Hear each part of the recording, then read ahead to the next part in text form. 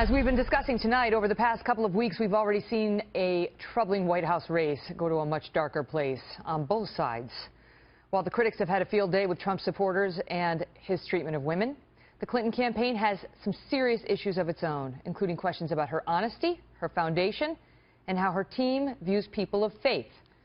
Joining me now, syndicated columnist and Fox News contributor Charles Krauthammer. Charles, good to see you. And if there's one thing I hear from people more than anything else on the streets these days, it's that they just feel disgusted, that they can't wait for this thing to end, and they feel low, they feel grossed out by the state of our electoral politics. Do you think it's particularly bad this time, this year? Well, it is particularly bad.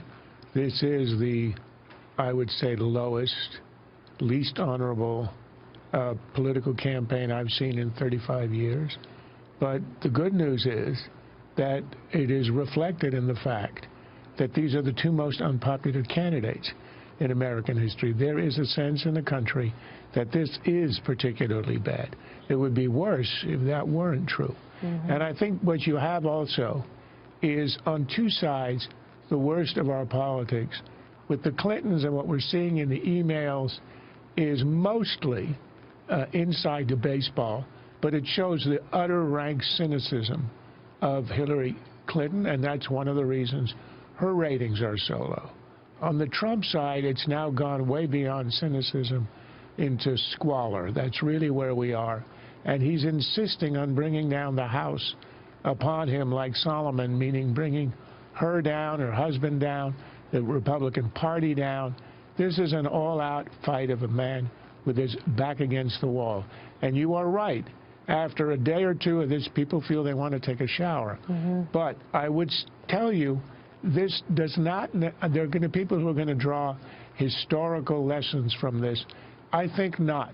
This is an example of what can happen in a celebrity-soaked culture, in a place where reality television has such a great influence. And we are seeing a kind of monstrous soap opera on the political stage. I suspect future candidates are not going to want to repeat either of the performances. How did we get to this point, right? We were just talking about the race in 2012 when it was like Bain Capital and, you know, whether Barack Obama was running an empirical presidency, right? How did we fall so far so fast? Well, because on one side you have a very cynical politician in Hillary Clinton who doesn't have a message, because as we see in her own emails, they're not even sure why she's running, what she stands for, etc. It's all contrived, all thought out, all sort of a Potemkin village. On the other side, we have a reality television star who has no qualities that would make him fit for the office, is without a doubt the least qualified and the least temperamentally fit for office that we have seen in a long time. And you put them together, and you have a campaign with no substance.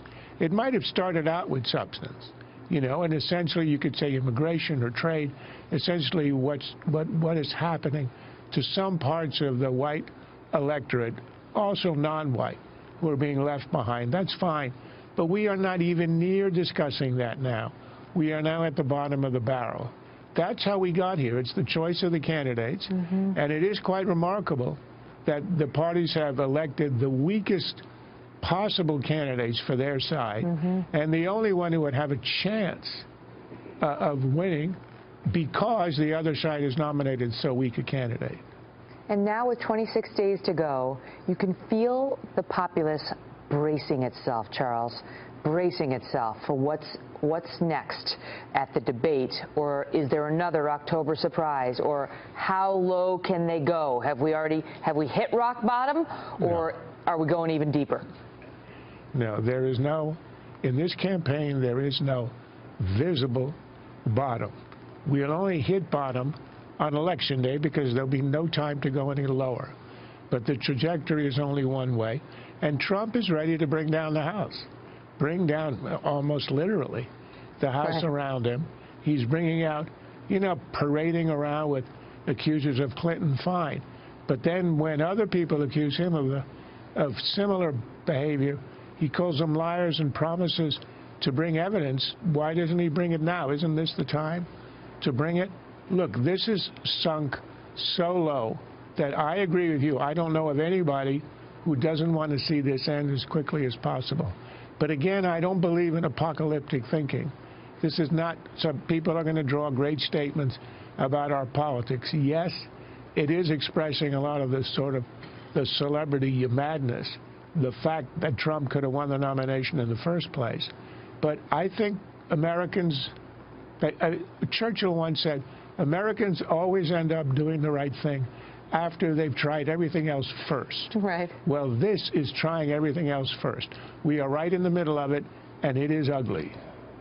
Perhaps the right thing is coming our way. When and in what form remains to be seen. Charles, great to see you. My pleasure.